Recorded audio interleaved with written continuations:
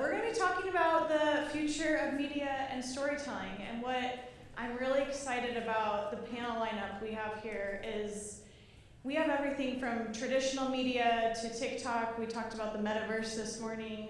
We have all different perspectives on media, and I'm super excited to introduce our panel. I'm going to let each of the individual speakers share who they are. James, we'll start with you, and coming from Austin FC, and really what media means in your world. Sure. So great to be here. Thanks for having us. So James Ruth, I lead marketing for Austin FC. For those of you that aren't soccer fans, we are in our second year. We started last season, 2021, and I came down to Austin in 2020, ultimately to help start the club, get the brand stood up, and ultimately present Austin FC into the marketplace. Love Austin, been here for 3 years, totally converted. It's an easy place to fall in love with. But before that, I was at the league office for about 8 years, managing marketing platforms for Major League Soccer and also the U.S. Soccer Federation and the Mexican national team here in the States. In terms of kind of what media means for me, I mean, for us at Austin FC, obviously, media is a huge component of how we present our product. Our broadcasts are, arguably the most important part of what we do. I think from a marketing perspective, media and content is just how we create connectivity with our fans outside of our stadium, right? Our stadium, 21,000 seats. We can never get as many Austin FC fans into that stadium as we want to. So the next piece of our journey is ultimately how do we use media to connect with those fans, create storylines, and give them a reason to root for this club, even if they can't get into the stadium.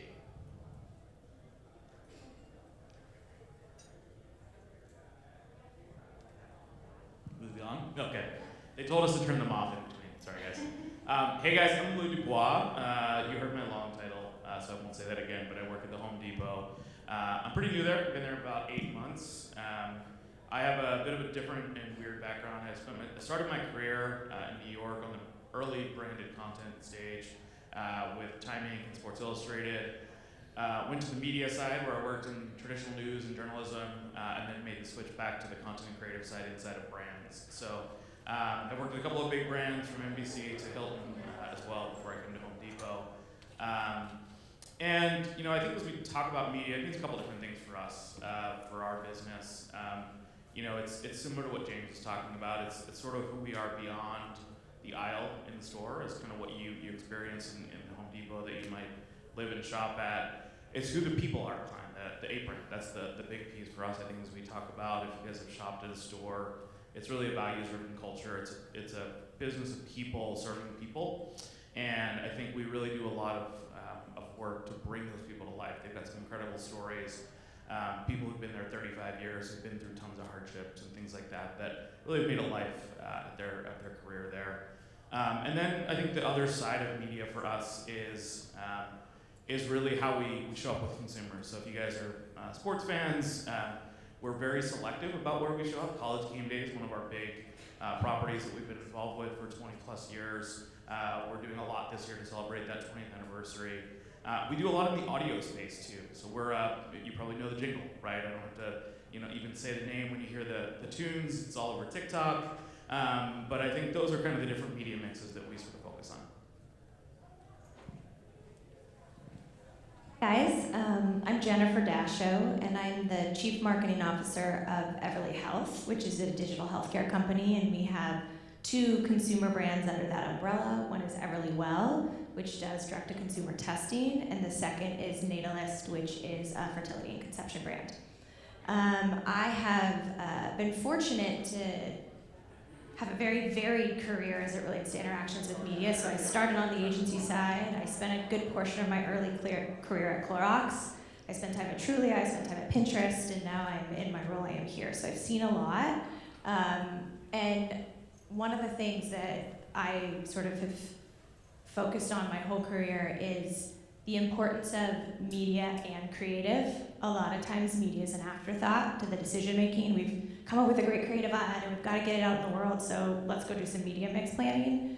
And oftentimes that is a real disservice to the work and a disservice to the craft and value of media as it is. It is our way in which we get our message out to the world. And so for us, we treat media out the gate as important to the creative idea, if not integral. Oftentimes we're coming up with creative ideas and media at the same time to see how those two things can amplify each other. And it's really important to be thoughtful of throughout the process and is a key part of our success to date. And I'm Meg Crawford. I am with Splunk. We are the data company. And so I guess I'm the B2B representation on this panel today. My background has been a bit of a journeyman's career. I've worked everything from agency to small house, big house, and have mostly been in the social media space and really now starting to lead digital media for Splunk. When I think about what we're doing on our side, it's interesting in that we have to take a really technical, somewhat complicated product and figure out through our media content how do we really not only build awareness but connect with our community and do that in a way that's entertaining to a degree, which presents a certain amount of challenges for sure. Awesome. Well, thank you for the intros. As we were getting to know each other on this panel, we took a step back and really talked about what's happening in the media landscape today as newsrooms are shrinking every single day, as earned media and paid media are colliding together. There is a huge opportunity today for brands to become, or for companies to become their own media entity, and how powerful that is. And learning like that Home Depot is still doing radio and the jingle, and we've got companies exploring the metaverse and TikTok. There's just such an insanely wide breadth and depth of media. But Lou, I want to start with you from your perspective. I know 8 months in at Home Depot, but I'd love for you to share with the audience how you've had to change your messaging, the channels that you're using. Maybe it's bringing old school thinking back to the front and center of Home Depot and what that's looked like in meeting your customers and consumers where they're at. Yeah, this is a topic I'm passionate about, obviously, with the background that I described. So I think it's interesting. We're a company, we've been around 43 years, and the first 10 or 15 weren't great. The last 2 were awesome, right? As everybody was at home fixing things. We were one of the success stories coming out of the pandemic. And so I think what we realized though is we also were a company that leaned really heavily on our historical past, right? We talked about the values a little bit, but I think sometimes companies can do that too much, right? I think you can lean a little bit into what works to get you where you are without thinking about how do we go to the next 30 years, the next 40 years, right? And so I think where we've sort of alternated and pivoted a little bit as a company when it pertains to media, number one, we started acting like a media brand, right? To your point, I think investing in our own content and creative sort of infrastructure. We've got a couple of podcasts that we do. We've got, as I said, Home Depot TV is a part of my team. There's a lot that we do in the how-to space. If you look at our YouTube channel and things of that nature, we're trying to hit people in a lot of different places, but I think we're also being true to who we are, right? I think we try not to go and chase every trend that's out there. I think the last time I was in Austin, people asked me about my Clubhouse strategy, right? And I'm glad I didn't really invest in that. So, but I think that, for us too, it's really, as I said earlier, about the people who shop at our stores, the success that we're able to give them. So professionals are a big part of the Home Depot audience, right? So obviously all of us are DIYers, unless there's any pros in the room. Sorry, I don't want to offend you. And professionals make up only about 10% of our population of shoppers, but about 50% of our business, right? So these are the people who are doing big projects, they're working on construction sites, things of that nature, but they're building a life through that stuff too. So we actually made them the center of some of the storytelling that we were doing earlier this year.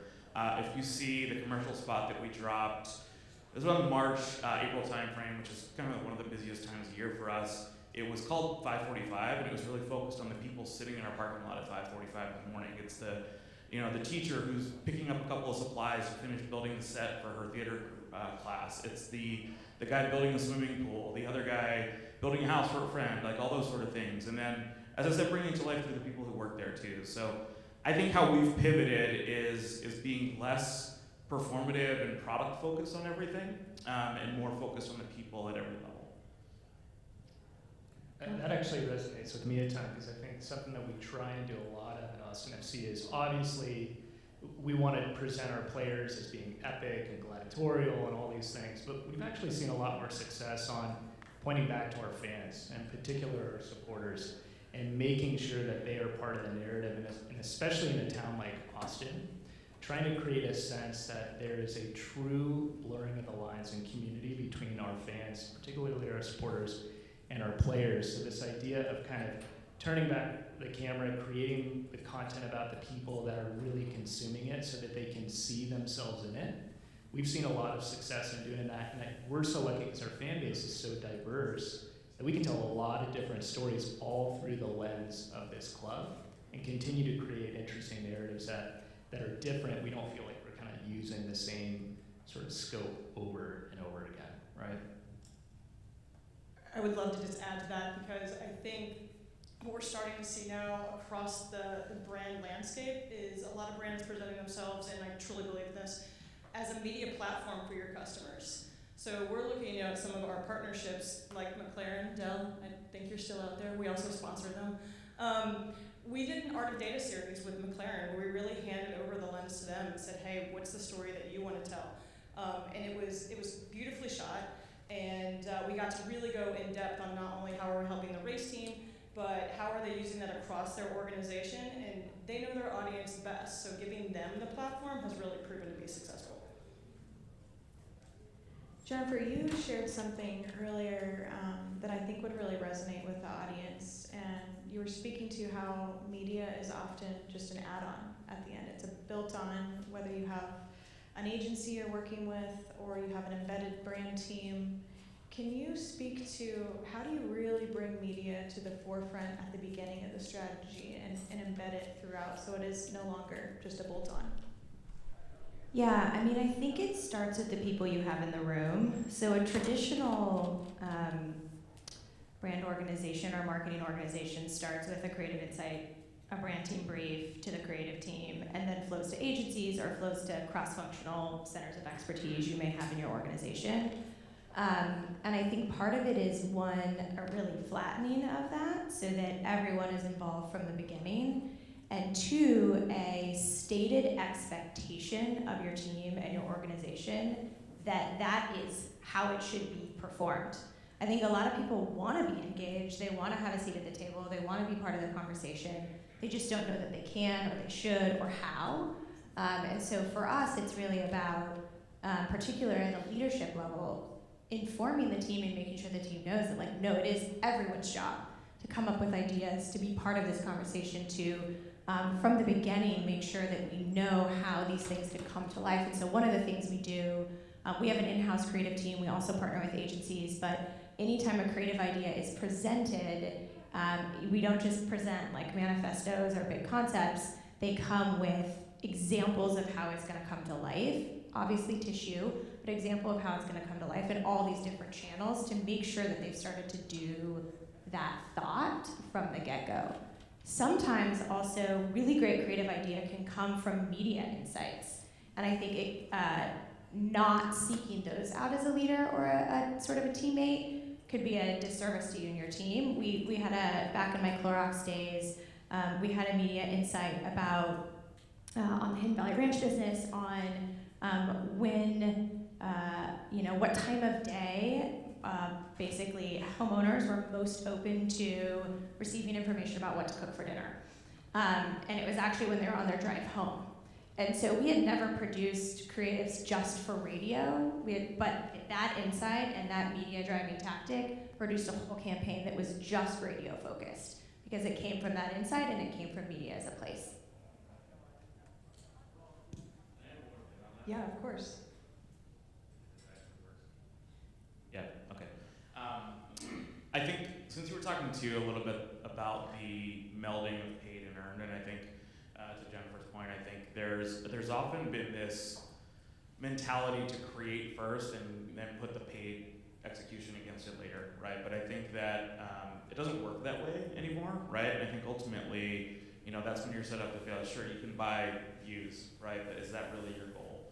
And I think that thinking about where do those opportunities exist that you can really kind of mix what your goals are with that brief early, find the right partner or integration sort of groups early. Like this is where the paid side of media can be really beneficial, right? Instead of just earned. And sometimes that paid can actually get you earned. I think that's the other piece that a lot of folks kind of don't realize. So we did, just as an example from my old life, but in the throes of the pandemic when I was at Hilton, we partnered with Morning Brew, if you guys probably all know Morning Brew, on just sort of this really interesting survey about the future of business travel, right? And it was one of those things where it gave us a bunch of data points to sort of work from internally, but it also got a ton of interest externally, right? As all these different folks, it's on the Today Show, it's on all these different places we can earn POV, but it helped both of our businesses, and that was why we did it, right? So again, finding those opportunities that really kind of drive business goals as much as the media interest. I think that brings up a really good point, Lou, where we're at a point right now where it's really hard to balance all the noise, all the platforms. Am I ahead? Am I behind? With really meeting your audience and understanding where they're at. And Jenifer, as we were prepping for this, do I have the license to engage this customer at this moment in time? Or am I just meeting them on this platform because this seems like the next cool thing? And I want to talk about that balance because I think it's really important for trust, for long-term brand loyalty to not just meet your audience where they're at, but really hone in and understand, does this touch point make sense at this moment in time? I would love to kind of just kick it through the panel to see how do you create that blend? How do you create that balance?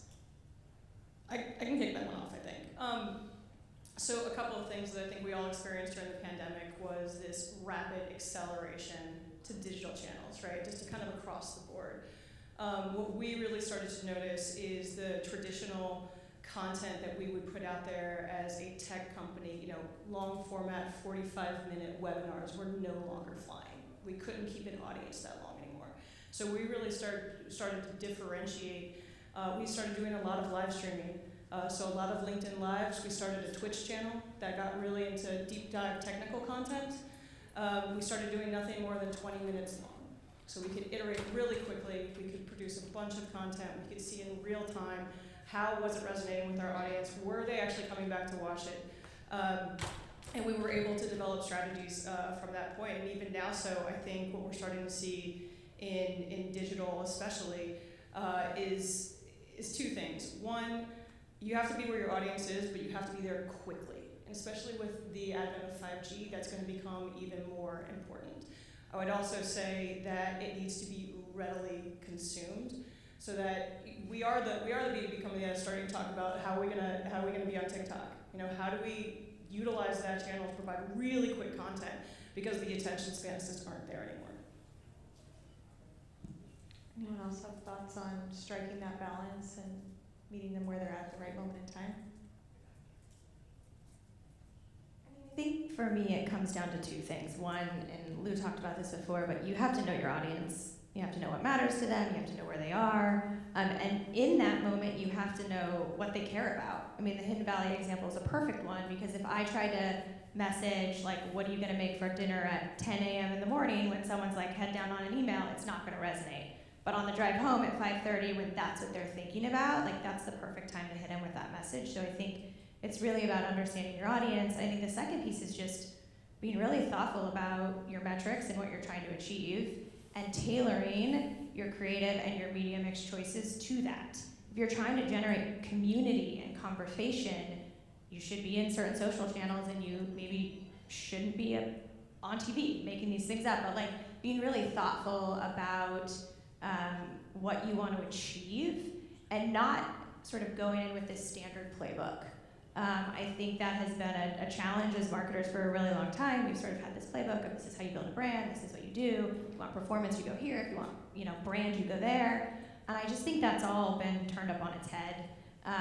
And you have to know who you're reaching and you have to know what you're trying to achieve And those two things need to always be top of mind, and you have to be flexible. You have to be willing to change and try and not get too precious with what's worked in the past, and just be really flexible.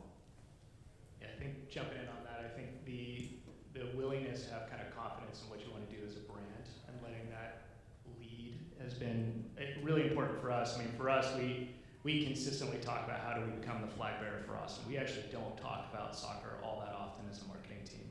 One, because we can't control it. We're not the guys going out on the pitch. But also, like, that's not the core opportunity that exists here in Austin. The opportunity that exists in Austin is not just to be the best soccer team, but it's to be a cultural connector. And for us, when we've looked at things like that, it's actually put us in the face of a lot of traditional marketing norms within the sports space.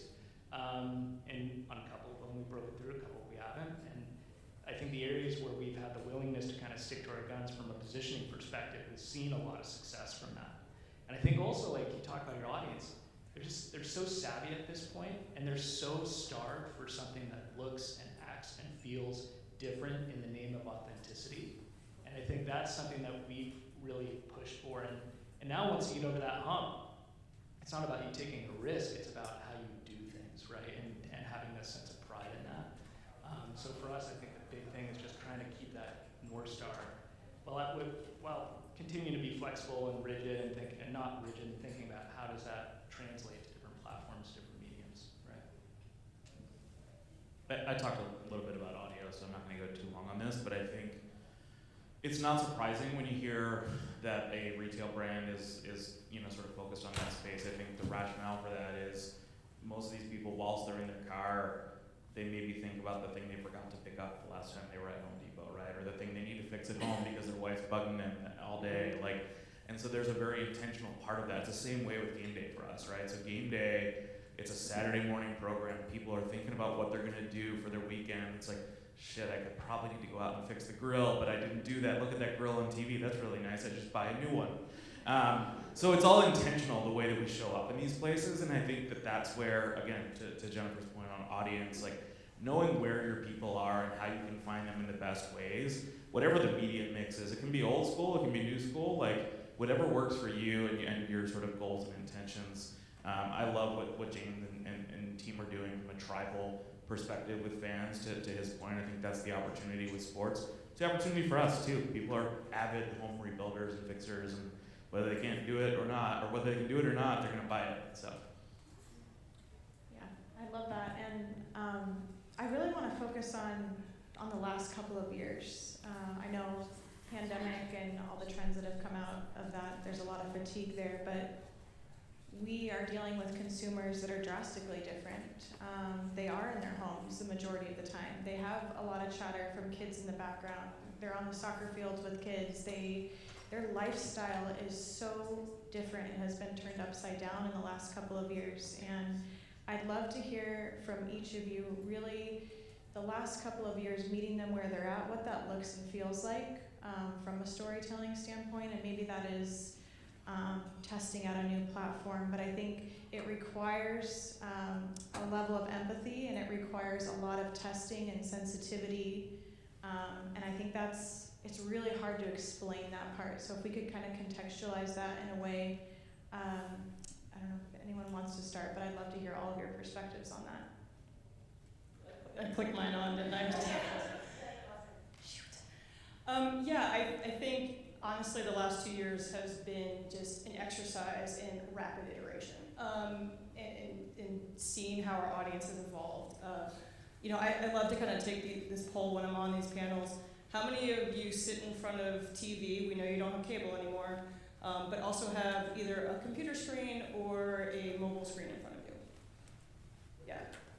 So what we've kind of learned is that our experience across our media platform has to be cohesive, and that has presented a huge challenge, especially when you're in the technical space and dealing with the type of content that we're dealing with. So that was one thing that we kind of walked away with. The other thing is that we really started, to your point, to listen more so to our audience and really let them delineate where we were going to be located and what kind of content was going to be located there.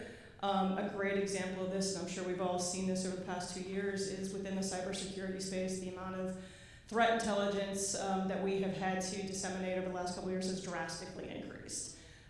Organizations are getting hit left and right with security threats on a regular basis. So what we've really tried to become as the center resource for threat intelligence moving forward, so that when one of these security breaches happen, you come straight to us. We have a surge team that is disseminated across a bunch of social channels, and we'll tweet real-time updates so that we know our audience is fully resourced for how they need to deal with that.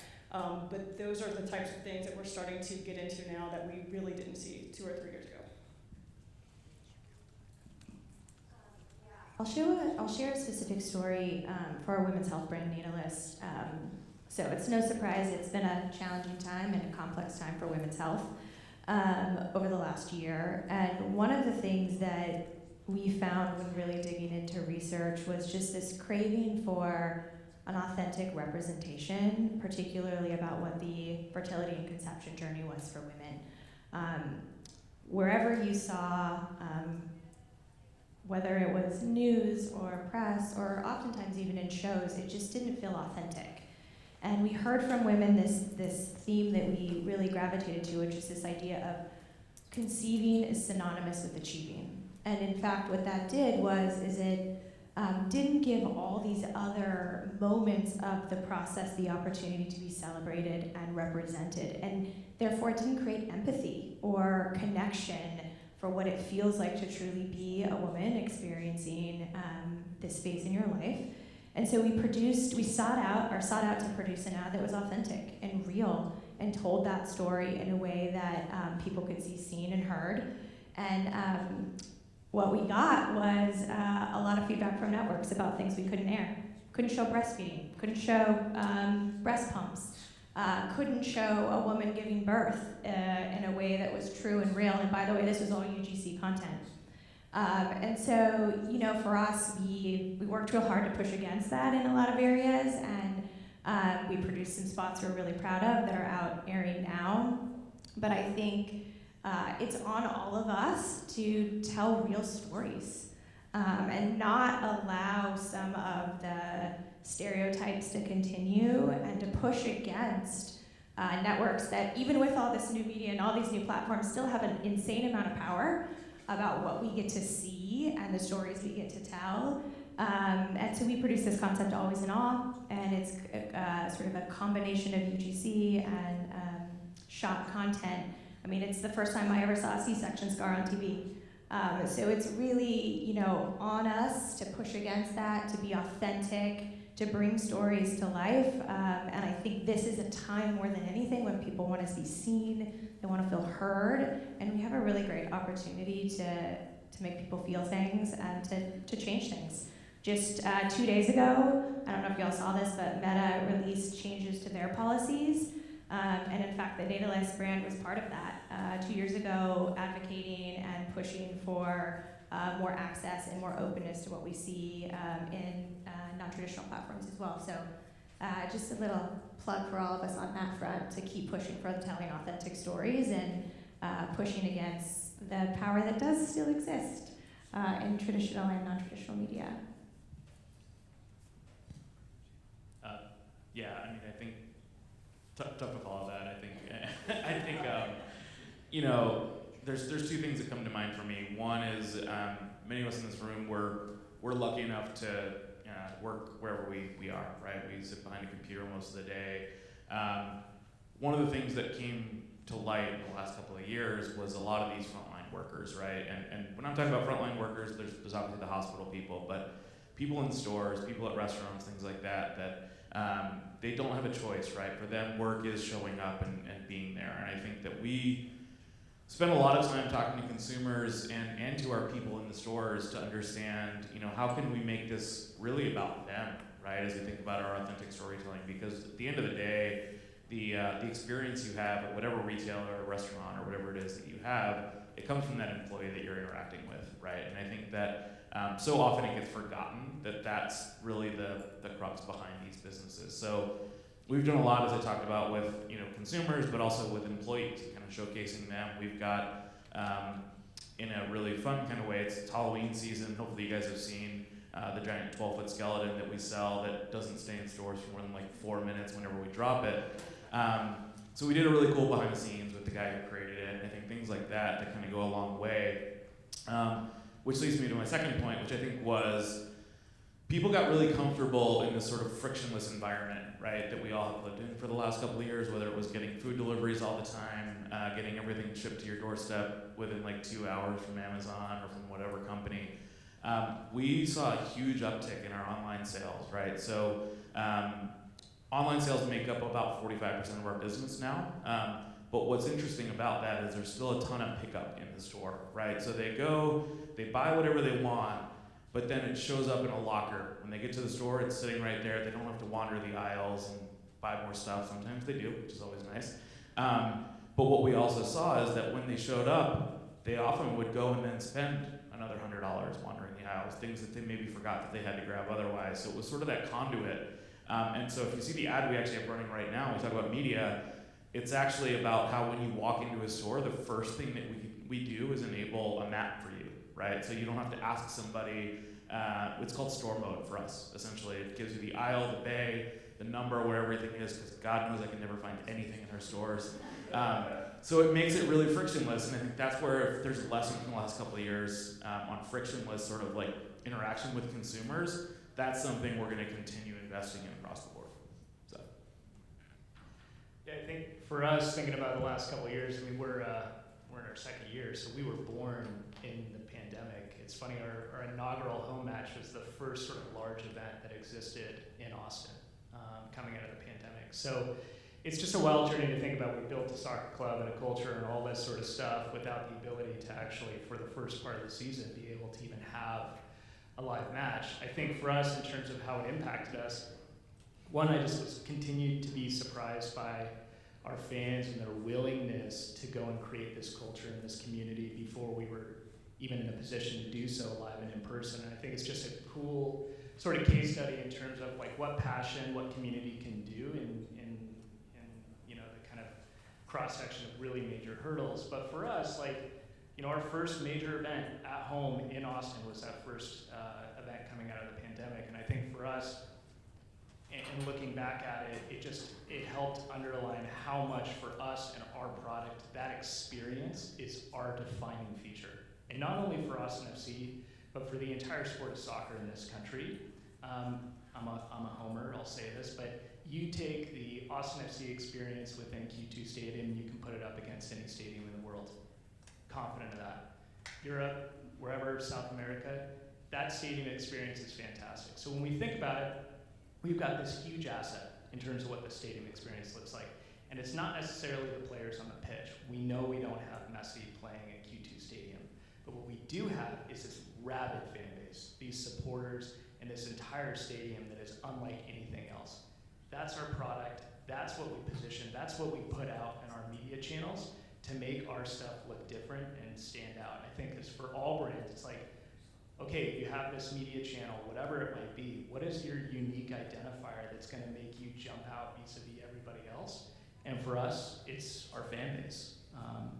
And I consistently get outreach from Premier League clubs, Bundesliga clubs, NBA teams about, you know, what's going on in Austin and how we sort of develop that. I think it's really coming out of not only the in-stadium experience, but our sort of willingness to then recapture that and put it back to our fan base and show it to them.